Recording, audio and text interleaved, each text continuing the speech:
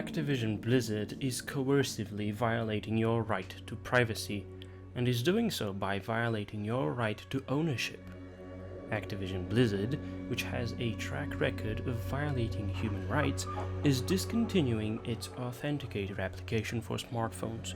In doing so, Activision Blizzard is violating Article 17 of the UN's UDHR, because that will mean that the users of that application will have their access to their property rescinded arbitrarily, their property being their digitally owned goods, their games, or they will have their property's security forcefully compromised by an external element and without consent. Alternatively, the users are urged, coerced even, under the threat of having their accounts be made inaccessible, which coercion violates their rights outlined in Articles 18 and 19 of the UN's UDHR to install the BattleNet application for smartphones. However, the BattleNet application cannot be used in the same way the Authenticator application can be. The BattleNet application takes up more storage space on the user's device.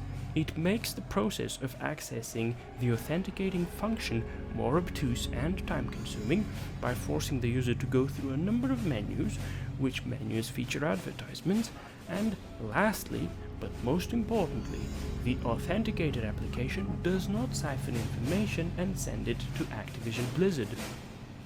The BattleNet application does siphon information and sends it to Activision Blizzard, to then be done with as the company pleases, thus violating the user's right to privacy, outlined in Article 12 of the UN's UDHR. The user is forced to log into their BattleNet account so as to use the BattleNet application as an authenticator, and by logging into their BattleNet account, the user waives their right to privacy.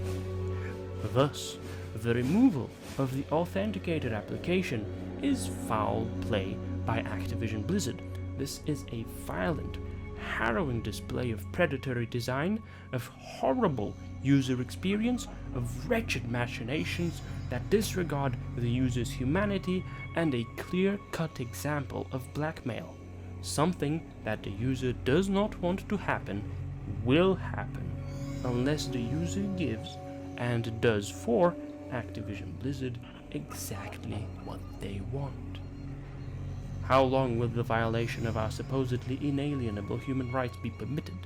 Should our governments, bound by their agreement with the UDHR, not protect our rights as they are meant to? Speak up, people. Speak up.